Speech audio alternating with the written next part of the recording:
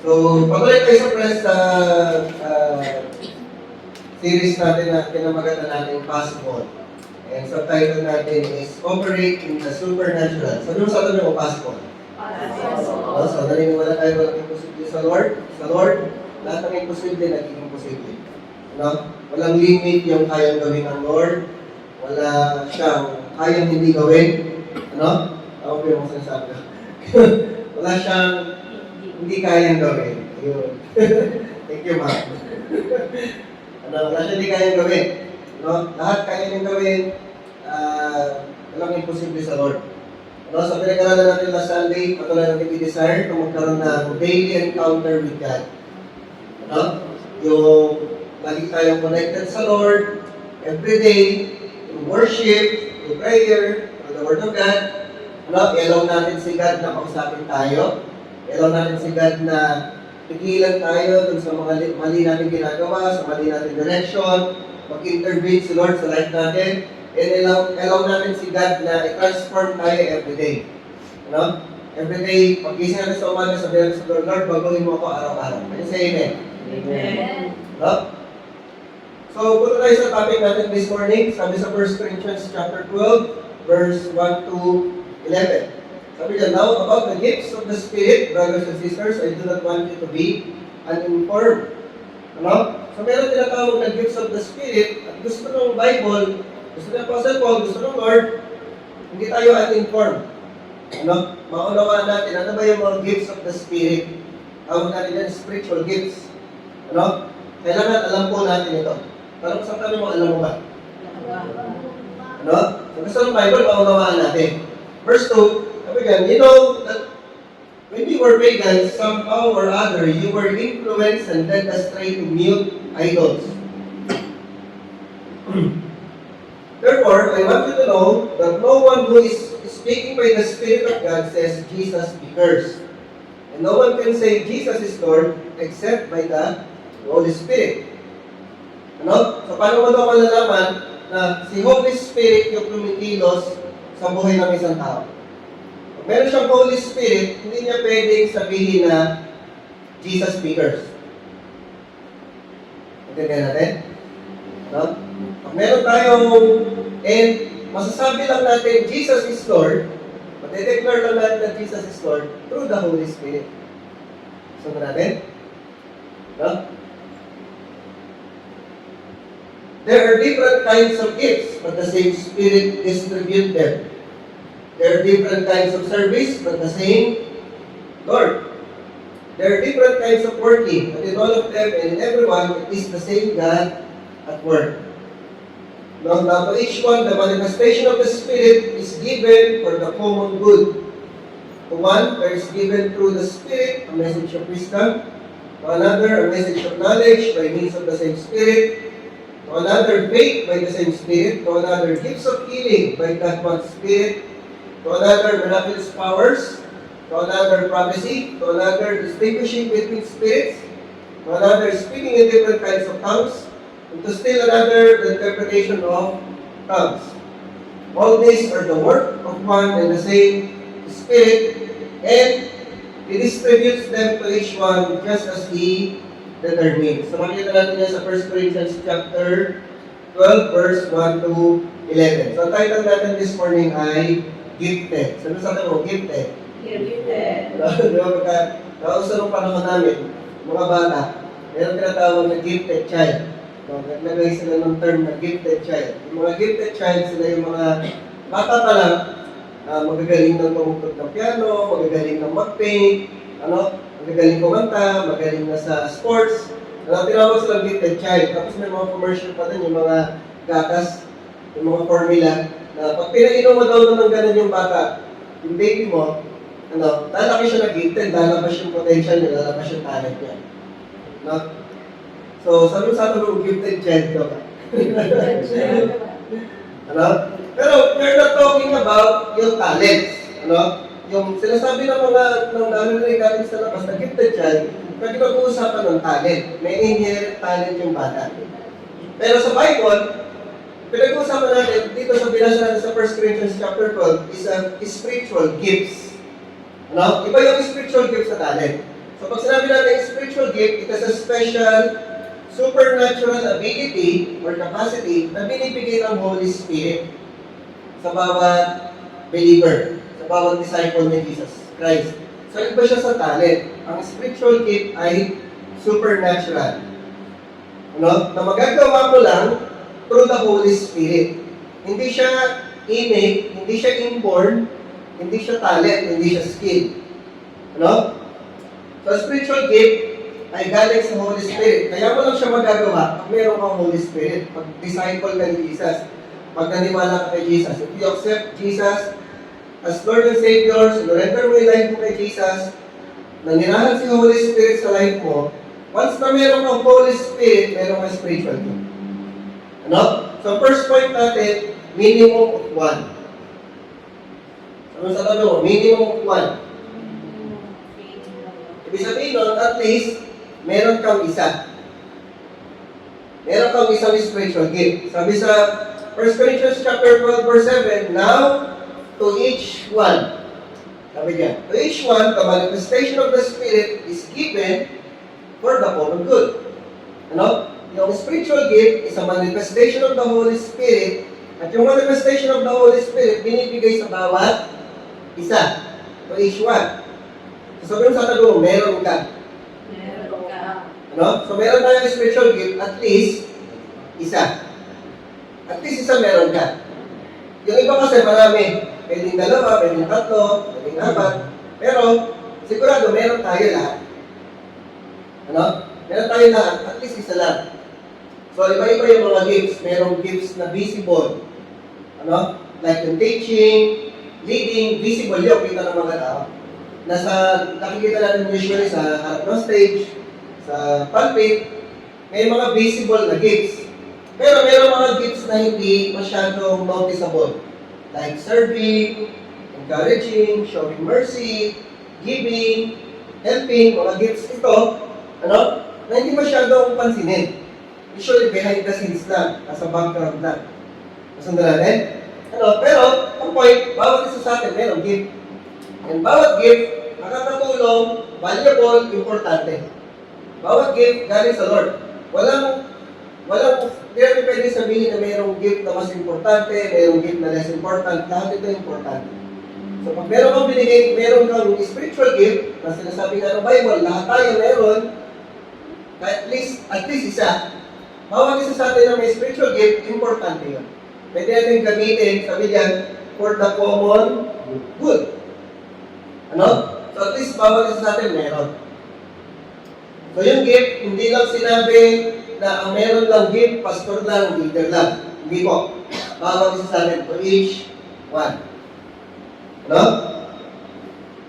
Sabi diyan sa verse 11, all these are the work of one and the same Spirit, and He distributes them to each one, just as He determines. So si Holy Spirit yung nagbibigay ng gift, binibigay kanino? To each one. Ano? Sa bawat isa sa atin, mayroong spiritual gift. Ano? So kailangan natin paniwalaan yun. Posible yun. Posible. Sabi sa pero, posible. Posible. No? God doesn't call the gifted. He gives the call. No? Hindi tinatawag ng Lord kung sino yung maraming gifts, yung gifted, kundi pag tinawag ka ng Lord, pag may purpose si Lord sa buhay mo, pag may pinapagawa sa iyo si Lord, bibigyan ka niya ng gifts. Bibigyan ka niya ng spiritual gift. At least, isa. Ano? Sabi mo isang tanong, meron ka. Meron ka. At least isa. At least isa. So, pwedeng yun nasa katabi mo, dalawa, tatlo, apat, pwedeng marami. Pero, minimum, check na meron kahit isa. Nasusundan po natin. Ano? Hindi tinatawag ng Lord, hindi pinipili ng Lord kung sino yung maraming gifts, kung sino yung magaling, kung sino yung mahusay. Hindi po. Pag meron kang calling, may pinagpagawa sa si Lord, pag meron kang purpose, bibigyan ka ng spiritual gifts. Ano? Kasi yung spiritual gifts, supernatural ability na binigay ng Holy Spirit para magawa natin yung pinapagawa ng Lord. Ano? Para makapag-minister tayo sa iba, para maging blessing tayo sa buhay ng ibang tao. Ano? So, huwag natin i-compare yung sarili natin sa iba. Sundan natin? Ano? Huwag tayo magko-compare. Kasi hindi tayo lahat pastor, hindi tayo lahat teacher, hindi tayo lahat leader. Pero meron tayong gift, may kanya-kanya tayong gift. Ano? Huwag natin i-compare yung, ay sana gusto ko yung ganon, ay wala akong ganon. Hindi ko ganon. Pare-pareho tayo na meron. At yung bawat binigay sa atin ng Lord, yun talaga yung binigay sa atin ng Holy Spirit para magamit tayo ng Lord to minister to other people, to bless other people. Ano? Huwag natin sabihin yung gift ko, maliit lang, ganito lang. Ano? Tayo mag-compare. Tapos, nilingin natin sa Lord, let's ask God na i-reveal sa atin ano yung gift na binigay niya sa atin. Yun ang importante. Mag-discover natin, malaman natin, ano ba yung spiritual gift na binigay sa atin ng Lord. Tapos, pag nalaman mo yung gift na yun, i-develop mo. Ano? Through prayer, through the study, to practice, pagsaserve natin sa Lord, gamitin natin yung gift na binigay sa atin to serve the Lord. Ano? Huwag natin i-underestimate yung mga maliliit na gifts. Yan. So, isa-isahin natin yung mga spiritual gifts na binanggit na sa 1 Corinthians 12. Ano? So, marami po spiritual gifts. Ang babasahin lang natin, ang binasa lang natin kanina, 1 Corinthians 12. Ano? Pero meron po sinasabi sa Ephesians chapter 4, yung fivefold ministry. Meron sa Romans 12, ano? May spiritual gifts din po sa Romans 12. I think sa 1 Peter meron din. Pero yung aralin lang po natin ngayon, 1 Corinthians 12 lang. And yung spiritual gifts, mas mapapag-aralan po natin to sa School of Leaders 1 to 3. So mapapag-aralan. So pag nag-enroll po kayo sa School of Leaders 1 to 3, doon natin mas mapapag-aralan yung spiritual gifts.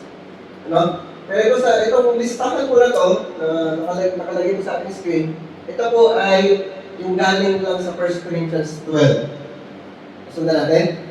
Ano? So mayroong word of wisdom, word of knowledge, faith, gifts of healing, working of miracles, prophecy, distinguishing between spirits, different kinds of tongues, and interpretation of tongues.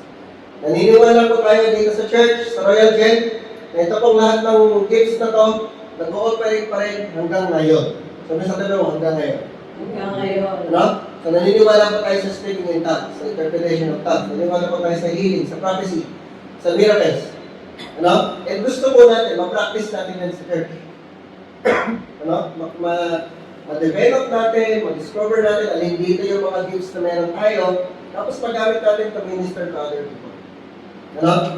Ano yung word of wisdom? It is the supernatural insight from God that provides the right solution, direction, or application of God's truth in a specific situation. Ano? It is not merely human intelligence or life experience, but divine wisdom given at the right moment. Ito yung word of wisdom. Yung bibigyan ka ni Lord ng solution, direction, application ng truth of God sa buhay ng ibang tao. So example yan, di ba si Solomon humingi ng wisdom sa Lord? Ano? Binigyan siya ng wisdom ng Lord na pag meron siya may mga tanong na binibigay sa kanya, may mga decisions na binibigay sa kanya, nasasagot siya agad. Nalalagyan niya ng magandang solution. Ano? May dalawang nanay, sabi nila, baby ko to. Sabi ni Solomon, hatiin natin, kung may espada, hatiin natin sa dalawa. Tapos bigay sa kanya. Tapos yung sabi ng isang nanay, sabi ng totoong nanay, huwag na pong yung hatiin, bigay nyo na lang po sa kanya. Ano? Sasabi ni Solomon, ito yung totoong nanay. Kasi ayaw na mamatay yung bata. Ano? So wisdom yun ng Lord. So ganun yung example ng operation ng word of wisdom. Another example yung si Jesus, nasasagot niya yung mga mahihirap na tanong. Ano? Sabi, tanong kay Jesus, kanino dapat magbigay ng tax kay Caesar ba o kay God? Ano? Nasagot ni Jesus yun. So ngayon po, operation ng word of wisdom, kapag nagbibigay tayo ng godly counsel sa mga difficult questions, difficult decisions, binibigyan tayo ng Holy Spirit na direction para sa isang church or sa ministry, and resolving conflicts with wisdom. So ito yung word of wisdom. Ang word of knowledge. No? Supernatural revelation of facts or information that a person could not know naturally. Ito po yung word of knowledge. So, example, si Jesus, alam niya yung past ng Samaritan woman na meron na siyang naging 5 asawa. Ay hindi naman sinasabi niya yung Samaritan woman yung buhay niya kay Jesus. Pero nalaman ni Jesus. Yun po yung example ng word of knowledge. Ano? Si Peter. Malagay po yung kwento sa si Ananias at si Sapphira. Diba? Saan sila namatay? Sapphira. Namatay sila sa pera. Kasi alam ni Peter, through the Holy Spirit, nagsinungaling yung dalawa. Kasi sabi nila, ito yung pinagbentahan ng lupa namin. Example, 2 million. Pero totoo, hindi 2 million, 4 million yung napagbentahan. Yung 2 million, tinabi nila, 2 million binigay nila sa church. Tapos sabi nila sa church, napagbentahan 2 million. So sabi na ni Peter, nagsinungaling kayo sa Lord. Ano nalaman ni Peter? Wala naman nagsabi sa kanya. Through the Holy Spirit. Yun po yung example na word of knowledge. Ano? So, meron din sa Old Testament si Elisha. Kung si Elisha kasi prophet siya. Nalalaman niya yung pag may pinaplano yung hari, yung kalaban ng hari, alam ni Elisha kung saan pupunta yung army. Kung saan lugar, kung saan direksyon pupunta yung army. Nalalaman niya, ay wala naman doon siya sa meeting ng hari. Ano? Yun po yung word of knowledge. So, ayun po. Ano? Nalalaman natin. Pagka nag-operate po yung word of knowledge ngayon, minsan nalalaman yung kailangan ng isang tao, kahit hindi na sinasabi. Nalalaman mo may sakit na ganito, kahit hindi sinasabi. Ano? Na-meet mo lang in person, na-meet mo lang siya first time, tapos sinasabi sa iyo ng Lord, pinapagaling ka ng Lord sa cancer. Pero hindi mo alam na may cancer siya. Ano? So, example po yan ng word of knowledge. Yan. Pangatlo, faith. Special supernatural confidence that God will accomplish something extraordinary. Ano? So, believing God for impossible situations, confidence during crisis, inspiring others to trust God. Then, deeds of healing. Yan, naniniwala tayo dyan. Hanggang sa panahon ngayon, kaya ni Lord magpagaling. Ano? Of course, naniniwala tayo sa doktor, naniniwala tayo sa operation, naniniwala tayo sa gamot, pero naniniwala din tayo na kaya ni God magpagaling instant supernatural healing. Ano? Yung during the service, yung mga bukol na mawala, nalulusaw, ano? Yung cancer gumagaling, ano? Yung mga bulag nakakakita, yung mga pilay nakakalakad, yung mga lumpo nakakalakad, ano? Yung mga may ketong, nagiging normal yung balat, naniniwala ko tayo. Kasi amen. Amen. Ano? And then working of miracles. Ano? Supernatural intervention of God beyond natural laws. Miracles demonstrate God's power and advance His kingdom. Ano? Yung bumubuhay ng patay. Ano? Yung nagpaparami ng tinapay. Ginagawang alak yung tubig. Ano? Nagpaparami ng isda. Naniniwala ko tayo doon. Ano? May mga kwento po ngayon. Ano? Nangyayari po ngayon, yung dahon, naging perang papel. Ano? Nangyayari po yan ngayon. Tapos meron pang isang kwento yung nagbibilang sila ng offering. Hindi na uubos yung binibilang nila. Nadadagdagan. Binibilang nila ng offering. Ano? Miracle po yun. Ayan. And then of course, yung mga divine protection. Bumalik-baliktad yung kotse mo, tapos paglabas mo, wala kang kagalos-galos. Yan, miracle yun.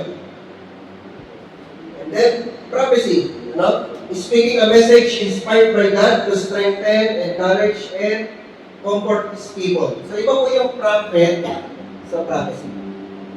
Ano? Yung prophet, medyo special calling nila sa fivefold ministry kasi yung prophet. Usually po yung prophecy niya, medyo malaki yung scope. Pwedeng national, pwedeng pang isang bansa. Ganun yung prophet kasi mataas siya. Ano? Pero yung prophecy, mostly encouragement, correction, warning, guidance sa isang tao. Ano? Hindi siya pang national, hindi siya pang bansa. Encouragement, correction, pang personal lang yan. Pang isang tao lang o sa pamilya lang. And occasionally foretelling future events. Ano? Nakakita na po ako niyan. Kilala ko yung pastor. Sabi niya sa isang babae, wala ng matres. Kasi dahil sa sakit, ano? Tinanggalan na siya ng matres. Pero yung pastor, sabi niya, magkakaanak ka.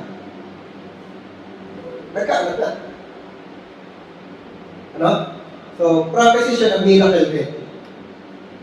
Magkasama. Then, distinguishing between spirits or discernment. Ibig sabihin po niyan, supernatural ability to recognize whether spiritual influence come from God, human spirit, or evil spirits. Yung pag nakita mo yung isang tao, malalaman mo, Kristiyano ba talaga to? Galing mo to sa Diyos? Or meron tong ibang espiritu na talaga? Tawag ko din yung distinguishing between spirits. Ano? Yung pag kinausap ka, nalalaman mo, ito ba, nagsasabi ba ito ng totoo? Nagsisinungaling ba ito? Binobola lang ba ako nito? Ano? Hindi siya experience, hindi siya yung human experience, human intelligence. Ano? Hindi ka nahuhula lang. Yung through the Holy Spirit, yung kumikilos ang Holy Spirit sa life mo, nadi-discern mo yung tao. Sundan mo natin. Ano? The different kinds of tongues. Ano? Spirit-enabled ability to speak in a language unknown to the speaker. Ano? So, yung ito po, minsan pwedeng human language na ibang bansa. Ano? Hindi mo siya inaral, pero nasasabi mo siya through the Holy Spirit. Pwedeng yung sinasabi mo Chinese, sinasabi mo Indian or Russian, ano? Na hindi mo inaral, pero nasasabi mo through the Holy Spirit. Now, pwede rin, yung pwede sabihin ng human language. Pwede rin heavenly language, language ng angels. Ano? So, ito yung speaking in tongues. So, Bible po, ginagamit yung speaking in tongues. If you will study 1 Corinthians 14, ginagamit siya for personal edification. And every time you speak in tongues, nagpe-pray ka, kinakausap mo si God, hindi gamit yung sarili mong isip, pero doon lang sa speaking in tongues lang. Kumukonek ka kay God, kumukonek ka sa Holy Spirit, lumalakas yung espiritu mo, through the speaking in tongues. So, natin, hindi ka nagpe-pray sa isipan, nagpe-pray ka through doon sa speaking in tongues, through the Holy Spirit, na kinakausap mo si God, nag-worship ka kay God, nagpe-pray ka kay God, gamit yung tongues na hindi mo naiintindihan. So, natin, so, personal edification yan.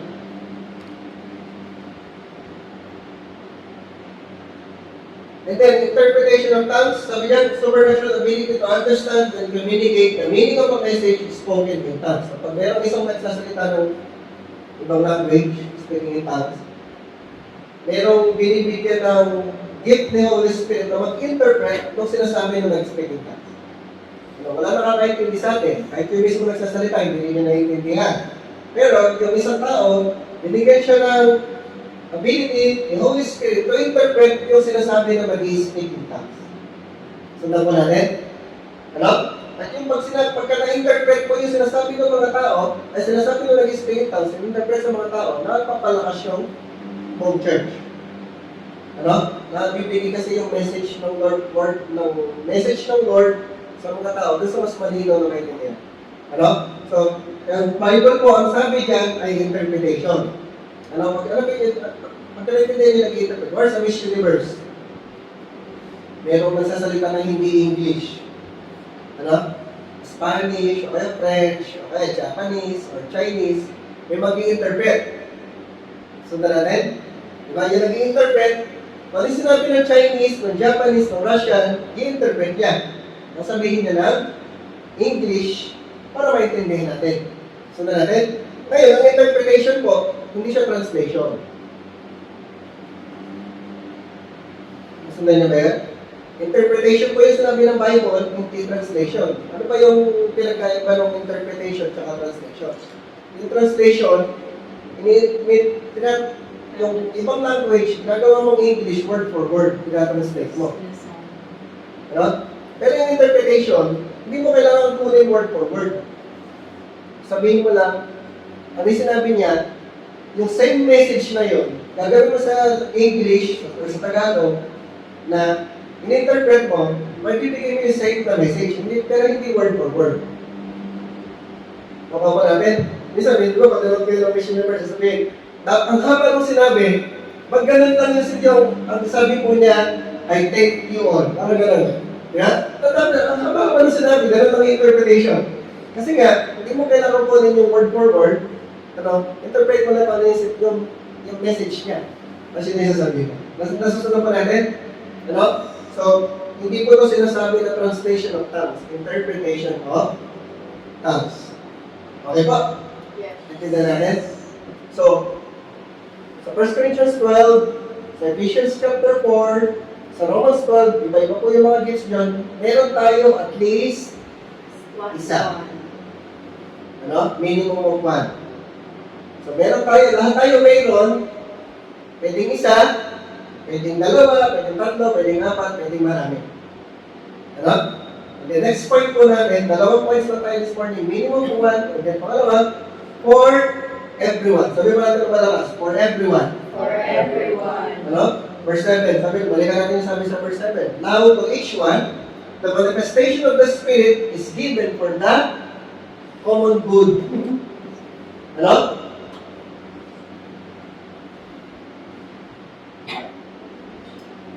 Yung spiritual gifts na binigay sa atin, hindi po yan binigay sa atin para sa benefit natin. Hindi para masabing, for example po, ako po ay meron akong gift ng teaching. Meron akong gift ng leadership. Gift ko po yung pagtuturo, kaya ko magturo, kaya ko mag-explain, kasi gift yun ng Holy Spirit na binigay sa akin. Pero hindi po yung binigay para sa aking benefit, para magmayabang ako, magmagaling ako, galing-galing ko. Hindi ko siya pwedeng gamitin na for my benefit, na bayaran niyo ako, sundukan niyo ako, bigyan niyo ako ng maraming pera. Kasi nga, yung gift, it's not for my benefit. Binigay sa akin yung gift of teaching for the benefit of other people. For the common good, for everyone. Nasusunod niyo po ba? Yes. Guys niya, yung gift, sa'yo binigay, pero hindi regalo sa'yo. Sa'yo lang binigay. Pero gagamitin mo para sa iba. Yes. Yung gift talaga, ikaw lang yung humawak ng gift, pero gift yun sa ibang tao. Gift yun sa maraming tao. Sige po natin.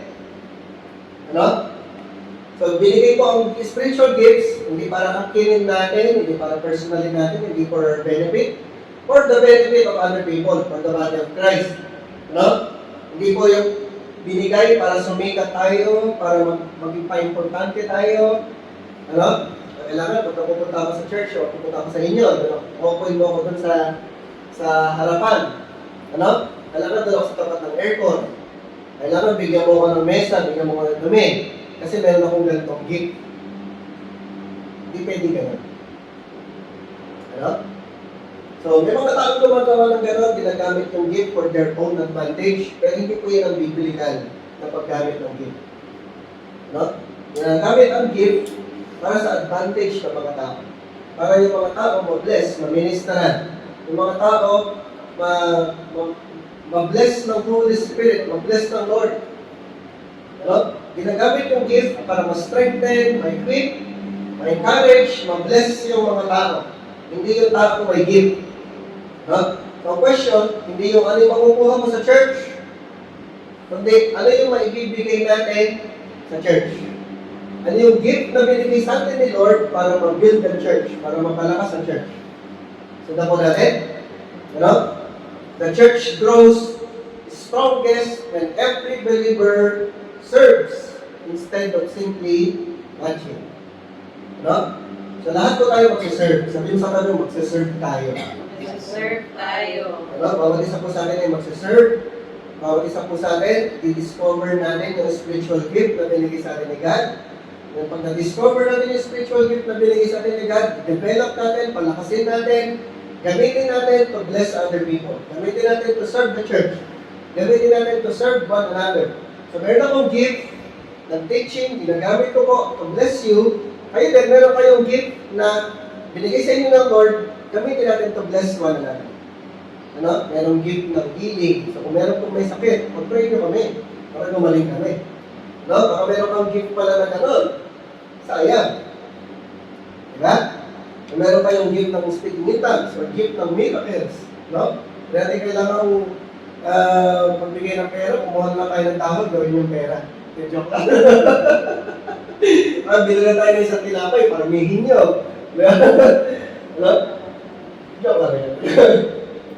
So, mag-serve po tayo, every time may opportunity, pag may leading ng Holy Spirit sa atin, gamitin natin yung spiritual gift. Ano? Gamitin natin ng may humility, may love, na importante po yung culture natin ng selflessness. Yung culture natin ng humility, yung culture natin ng concern for other people. Kaya mo gagamitin yung gift kasi meron tayong love at concern sa ibang tao. No? Dati kailangan mag-away-away, dati kailangan magpagalingan, dati kailangan mag-competition. Kasi nga, walang comparison, walang competition. Yung gift na binigay sa atin, gagamitin natin to bless other people. Ano?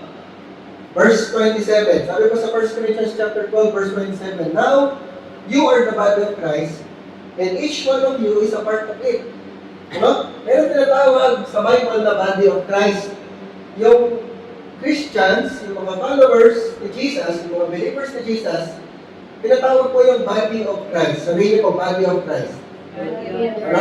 Sinumper po yung mga Christians sa isang body, sa isang katawan. Ano? Ang katawan, tignan niyo po yung katawan ninyo, may kamay, tama ba na namang kamay, 10 daliri, no? Kamay at paa. Ano? May ilong, may tenga, may mata, may bibig, no? May mga katawan, may katawan tayo. And bawat katawan po natin, bawat parte, isa-isang parte po yan. So, bawat isa po sa atin, yung church, kinumpare sa isang body of Christ, bawat isa daw tayo, parte ng body of Christ. Ano? Hindi tayo, imagine mo yung katawan mo, puro mata. Hindi ba yung puro mata? Walang bibig, walang ilong, walang tenga, puro mata lang. Hindi kaya yan. Okay, walang mata, puro bibig. Kasi puro lang tayo doon, mahilig magsalita. Diba? Puro bibig na lang tayo lahat. Ano? Ingay na, ano? Hindi naman siya makakahinga. Okay, puro ilong. Ano? Hindi pwede, kanya-kanya tayong parte. Iba-iba tayo ng function, iba-iba tayo ng role, iba-iba tayo ng ginagawa. Hindi tayo pwede pare-pareho. Meron sa ating dito mata, may ilong, may bibig, may kamay, may paa. Ano? Hindi natin pwede sabihin na mas importante ako kasi ako yung mata. Kung walang mata, wala tayong makikita. Ano? Kasi sabihin naman ng isa, ako yung bibig. Kung walang bibig, di tayo makakakain. Ako mas importante. Di, mas importante ako yung ilong kasi ako yung humihinga. Pag hindi ako humihinga, mamamatay na tayo. Ano? Hindi pwedeng sabihin gano'n. Bawat isa po sa atin, parte tayo ng body of Christ, may kanya-kanya tayong importanteng ginagawa. Ano? At ang body of Christ, hindi lang isang church. Ano? Isang local church lang tayo, Royal Church. Meron pang MPCF, merong JIL, merong CCF, may Victory. Ang dami pang iba church, merong Chosen by God.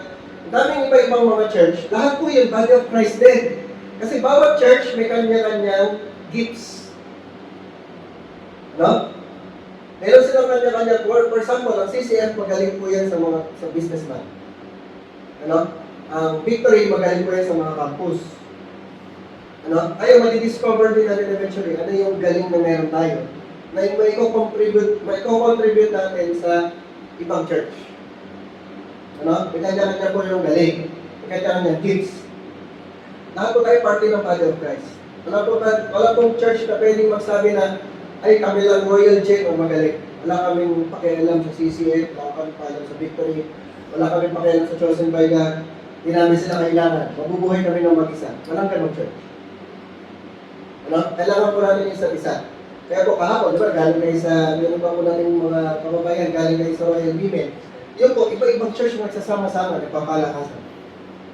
Ano? Kasi may natututunan tayo sa iba. Tayo rin, may nakukontribute tayo sa iba. Ano? You're the body of Christ, each one of you is a part of it. And God has placed in the church, ano? First of all, apostles, second prophets, third preachers, then miracles, then gifts of healing, of helping, of guidance, and of different kinds of tongues. Are all apostles? Alam natin yan, ha? Hindi, tayo lahat apostles. Are all prophets? Are all teachers? Do all work miracles? Hindi. No? Do all have gifts of healing? Do all speak in tongues? Hindi lahat nag-speak in tongues. Okay lang yun. Ano? First, gusto natin makapag-speak in tongues lahat, pero hindi talaga lahat. Don't all interpret. Ano?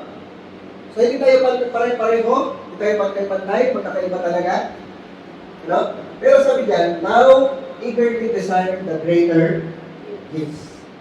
No? So, bawat isa po sa atin, hindi tayo pwede pare-pareho, magkakaiba tayo ng gifts. Iba yung binigay sa akin, iba po yung binigay sa inyo. Pwedeng magkapareho, pero may pagkakaiba pa rin. Ano? So, di pwede sabihin pag tinuloy-tuloy po natin yung 1 Corinthians chapter 12, ano? Kasi may isang katawan tayo. Di pwede sabihin ng mata, di ko kailangan si ilong. Di pwede sabihin ng ilong, di ko kailangan si bibig. Di pwede sabihin ng tenga, di ko kailangan si kamay. Ano? Kailangan po natin yung isa't isa. Bawat isa po sa atin ginagamit natin yung ating spiritual gift, mas lumalakas yung church. Ano? Mas nakakatulong sa pag-build up ng church. So, point po sa atin, desire. Sabi sa atin mo, desire. Desire. Ano? Desire natin yung gifts. Pag-pray natin, ma-discover natin, desire, ma-discover, and develop. Ano? O tatlong letter D. Sabi pa natin, desire, Desire. discover, Discover. and then develop.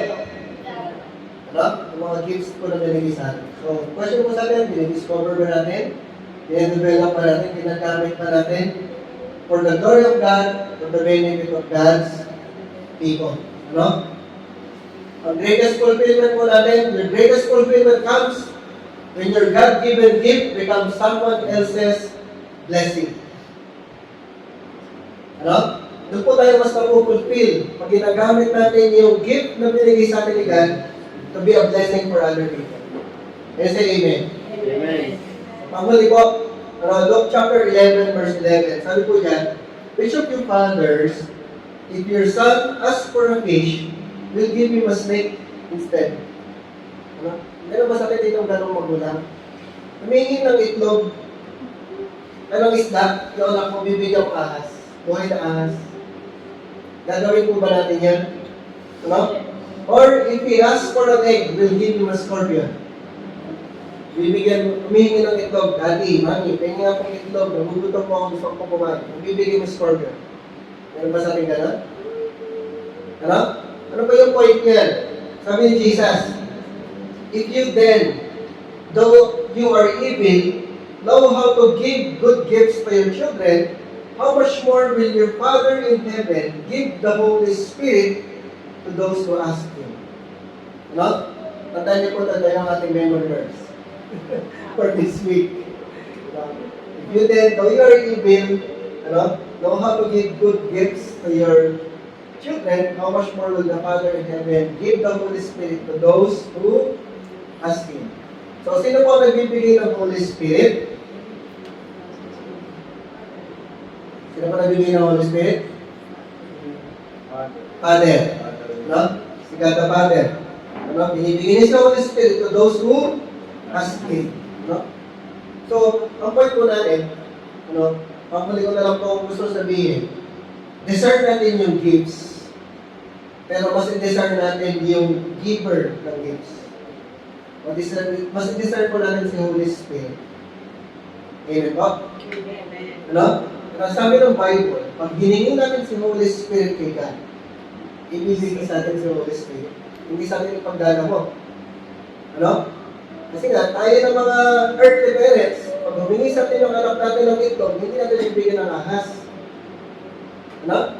Pag humingi ng laruan, diba? Sabi mo sa anak mo pa, sa birthday mo, sige sa Pasko, bibili kita. Tama mali? Pinipigay natin, di ba? Pag humingi ng chicken joy, di ba? Sige anak, next week. Hindi man ngayon, next week, pag sumweldo si daddy, bibili tayo chicken joy. Ha? Ganon din daw si God.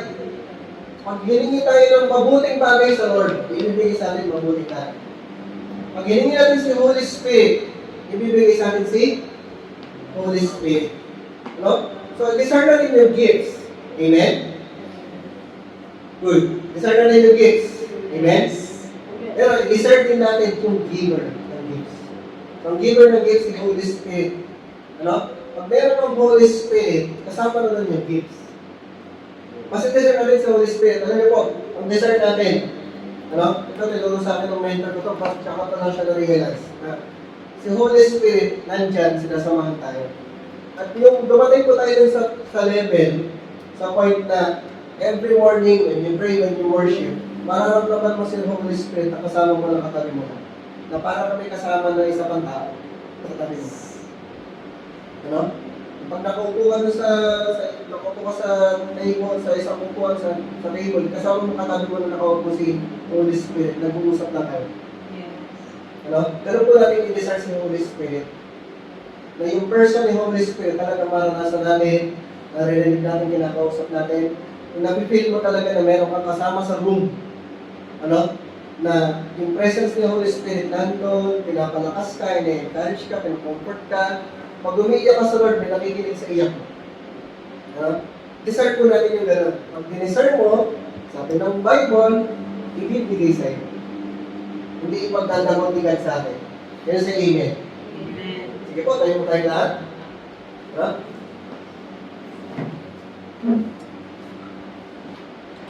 Tayo po, pananalangin tayo. Ano? Sabi natin, bawat isa po sa atin may gift. Ano? I-activate po natin yung gift na yun, gagamitin po natin. And then, later on, after natin mag-pray, magpa-practice tayo. Meron tayong activity na gagawin. Okay po? So, sige, pray muna tayo. Sige po, let's pray. Lord, Holy Spirit, we just welcome you in this place. Patuloy po kayong kumilos sa kalagitnaan namin. Empower us, fill us with your very presence. And ina-activate po namin yung gifts na binigay niyo po sa bawat isa. Even right now, Lord God, magamit po ito to strengthen one another, to strengthen this church. Na maging blessing po kami, hindi lang sa church na ito, kundi sa ibang mga tao. Thank you, Lord God, sa mga gifts na binigay niyo po sa bawat isa.